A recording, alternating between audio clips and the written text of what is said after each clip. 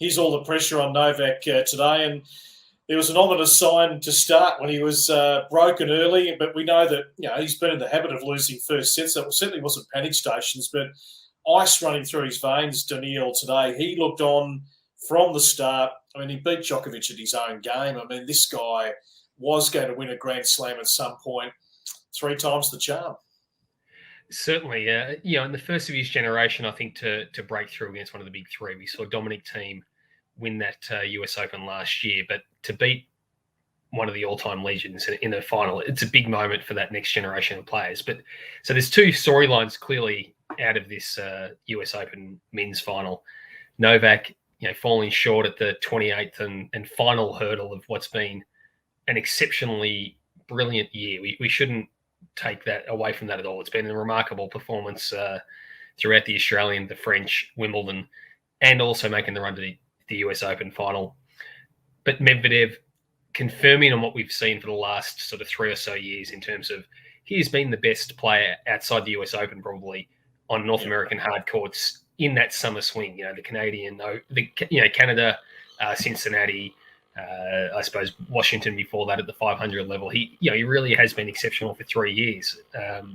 So to see him do that today, I thought was a testament to him. Clearly, it wasn't hard. He had a couple of wobbles at the end in terms of trying to serve out that third set. But tactically, I thought it was a brilliant match by him and a very deserving champion, and clearly the world's second best player at the moment, without a shadow of a doubt. Hey, Walsh, like myself, you've gone into plenty of press conferences across the journey. I mean, he's one of the great guys, I think, to listen to. It's almost like he likes to take control of the presser and take you inside, and then you have this sort of back and forth discussion with him. But one thing that's shone through is his IQ, and you talk about his tactical nous out there today. This is a guy with a very smart tennis brain, and he's been emerging. We didn't see it. I must say, first time I went to the Next Gen in Milan, going back, he was the 8th seed. I think he was about 60 odd in the world, and you didn't see that he was going to maybe leapfrog those players in front of him. But clearly, he's the world's best number 2, and he's destined to be number 1 at some point, you would think. Oh, look, and even after that title, I think the race is down to about 800 points difference between Novak and himself in terms of that number 1 ranking. So he's closing, and fascinating to see what happens for the rest of the year in that regard.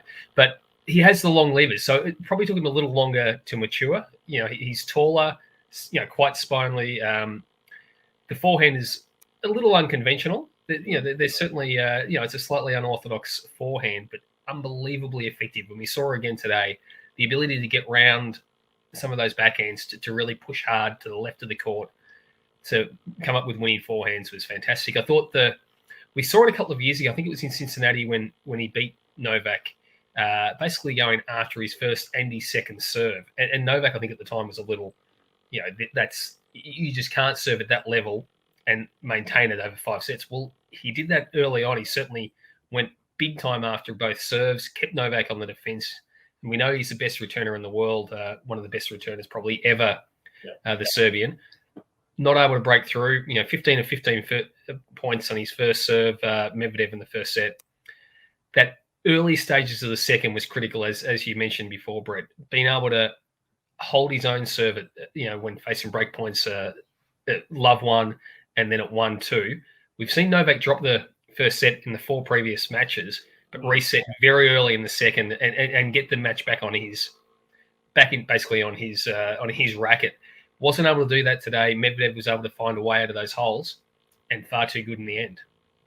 Well, you've summed it up beautifully, I reckon. Just too good. It was his day. I mean, but what did you take out of Djokovic? I mean, certainly there had to be some sort of fatigue. It's been a long campaign this year.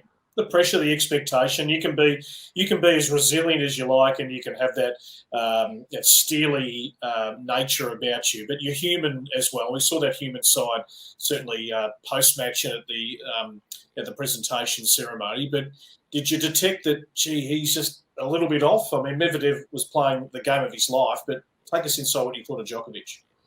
Oh, look, I thought the legs looked like they were sapped of energy. He looked a little sapped of energy. And that's not necessarily a surprise, because it used to be that you would see when Federer and Nadal, in particular, and Djokovic were in their prime, guys were able to get past one of them sometimes.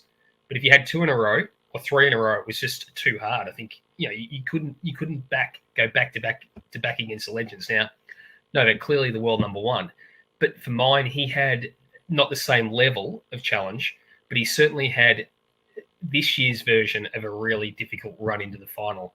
I thought because Berrettini has been an outstanding player now, a finalist. So to play Berrettini in the quarterfinal, to then have Zverev, who clearly is now there. I mean, he hasn't won the major, but he's right there, and I think it's only a matter of time before he breaks through. So have to then get yourself up from Berrettini to then go against Zverev to go 5 sets in what was a grueling match, really grueling, testing physically, testing mentally.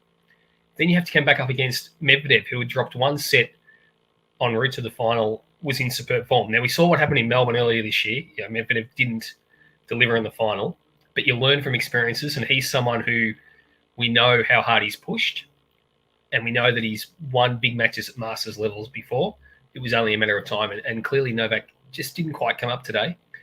So, in part, very much on, I think that's the caliber of Medvedev's performance, but certainly the attrition of an exceptionally long year, but also the attrition of the last week, I think, caught up with Novak in the final.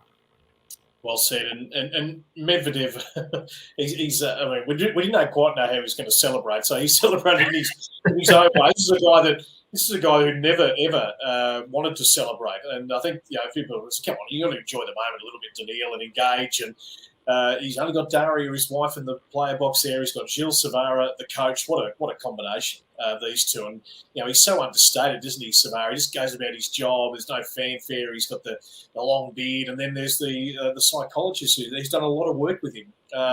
Still prone to having a meltdown here or there, but it's done a lot of work to just get that frame of mind, focus for long durations, to stay in the moment and be really steely. So it's a small team. Not all seats are filled in the Medvedev box, but they play obviously a huge part. Oh, absolutely, and it's not a bad thing. Sometimes minimalism is a very good thing. Keeping it simplistic and not having too many voices, it can work for some athletes. An anecdote which I think is worth looking at. I wrote about it earlier this year before the Australian Open final. Going into the US Open 2 years ago, he'd had that amazing run through Washington. I think it was, I'm not sure if it was Montreal or Toronto, and then into Cincinnati, where he was playing unbelievable tennis, played so many matches in a row, Medvedev. He was on the Friday before the US Open began at the indoor courts out at Flushing Meadow, the Billie Jean King Centre. A good mate of mine, a couple of Australian coaches were there. Their players were practicing on the indoor courts, and they look up and they see Medvedev doing suicides, or if we know what, suicides on a tennis court. So basically you touch the singles line, then the doubles line, and then the center line, back, forward, over a number of courts, and he ran himself into the ground doing suicides 3 days before the US Open, and they're going, what is this guy doing? Like, normally people are tapering. He's played an unbelievable amount of matches, and here's this guy running himself to the point of exhaustion just before a Grand Slam. And they talked to the coaches. They talked to his team at the time, and they said it's not necessarily about this fortnight, although clearly he made the run to the US Open final and was edged by Nadal 4 in the fifth set. Yep. It wasn't about that fortnight. It was about the longer term direction, getting him so physically fit, so mentally strong that he would deliver in coming years. We've seen the benefits of that. He truly delivered today. Yeah, it's a magnificent evolution of a young man who's destined to hold more Grand Slam trophies, no doubt about that. So US Open is done. We're going to mention the Australians today while I've got you, Walshy. I mean, Dylan Alcott, what a legend. I mean, the Golden Slam, first male to be able to do that. We know the Paralympics, I think the book is closed there, but whether we're going to see him play more Grand Slams, we hope so. But how about when he came into Arthur Ashe Stadium today, the crowd on their feet, got a can of the local product into the trophy, gave it a nice sip there, and they love him everywhere around the world. They appreciate wheelchair tennis, but this is the guy who's a winner with a personality to go with it, which people are drawn to. a personality to expand it, to take it beyond just the tennis scene. Because we'll see that on all the news services tonight in Melbourne. We've seen it on social media everywhere. And we should mention also Didi de Groot, who in the women's wheelchair, Yes. obviously not from Australia, but she completed the same deed. So fantastic efforts from both of those. But for Dylan, clearly someone we see it in younger wheelchair athletes in Australia. They look up to him, just as we looked up to Kurt Fernley, champion Paralympian. Yep. Those sort of achievements and deeds are so important for many, many reasons. So spectacular to see for Dylan, and it was a lovely photo of them in the garden at Flushing Meadows. But Sam Stosur, a wonderful triumph. I love the Stosur story. I mean, I'm one that certainly was hoping Sam could have some success at the back end of her career, because longevity, an amazing legacy. We've seen her grow as a human being too, as she's gone through these phases of her life while being a professional tennis athlete. So she wins 16 years apart in the doubles, the great singles triumph in between a decade ago. I mean, the resume stacks up so well. What do you think is going to happen from here? I mean, have you got any sense, Walshy, or any intel as to the future for Sam? She play another full year next year, and she's still loving the sport. I mean, she could just play doubles and have some great success. What do you think she'll do? Look, I mean, I'll be fascinated because we know she's now a mother, and so traveling away from home is harder in these circumstances. Hopefully, we're all hoping that becomes easier. She did say after her singles loss, if that's the last singles match I play, so be it. I think the live ranking is at about 189, 190 now. So that's, you're not getting into main draws anywhere. Your wild cards, they'll be drying up. And I think with reason, Tennis Australia will be looking towards the future in that regard.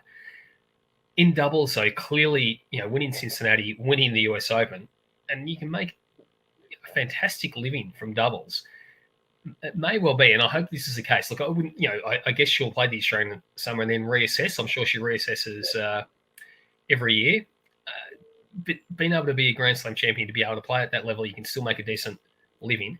You're a long time retired. We know she loves the day-to-day, part of training. She really loves that training, loves getting on the court.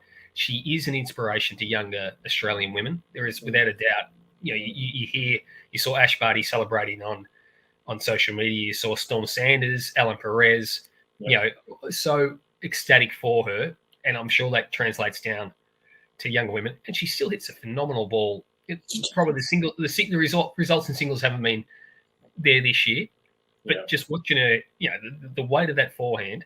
So I don't know specifically, but I, just from having talked to her in the past, there is a desire to keep playing. And if her doubles ranking is good enough, there's no reason why she can't go to majors, play qualies. She might get a run through. You don't know in terms of singles if her ranking stays within that sort of top 200, 220. But it's certainly harder from that front. But doubles, she can win more slams, no doubt. Well, it'd be great to see her. I mean, her and Zhang Shuai, they obviously won it 2019, the Australian Open. I mean, just for her to have some success on Australian soil, if next year was to be the last year we saw her hypothetically, I mean, the way that these two are hitting the ball, the form they're in, the synergy they've got, I mean, the way they closed it out today, the two young Americans, crowd behind them on Arthur Ashe, and just the way they were crossing over, and just the shot selection, whether it was Sam from the back, Zhang Shuai and Sam combined with some clutch volley. I mean, it was just great doubles, and you can't buy experience, as they say. So the US Open, that wraps up.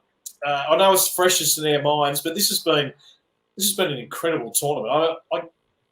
I'm sure in a few days' time I'll think back to other great moments in the last few years at Slams, and there have been, but I just think the storylines out of this US Open have been extraordinary. We spoke about and covered Emma Raducanu yesterday. It's been an incredible fortnight, and you throw in the crowd. Just to have crowds back at the tennis, riding every shot, it was just brilliant. Oh, and let's hope that we have crowds back at the tennis in Melbourne in full swing in January. But I think it's an important stage for tennis in terms of, we know that Federer, Nadal, Novak, Serena, Venus, who have been the headline makers for the best part of 2 decades, won't be around for much longer. The two men are on crutches. Serena's injured. You know, they're very much at the tail end of their careers. To have winners who can break through beyond the tennis interested parties like Emma Raducanu all over the front pages in the UK, match day soccer commentators breaking in to congratulate her, having winners that can break through into the broader society. I think that's really important. I think we have that in the women's side, and in the men's, I think Medvedev will be a very popular winner. I'd love to see some more of that, because I think we need these personalities going forward. Tennis is getting better and better. It's a great thing. No doubt about it. Good on you, Walshy. It's in a good space. We have a little breather now. Some back-end tennis for the year. Some great stuff to look forward to, and then gearing up for a big Australian summer. Appreciate you having a chat to us. No, pleasure. Thanks for having me on again. Looking forward to Indian Wells. Yes.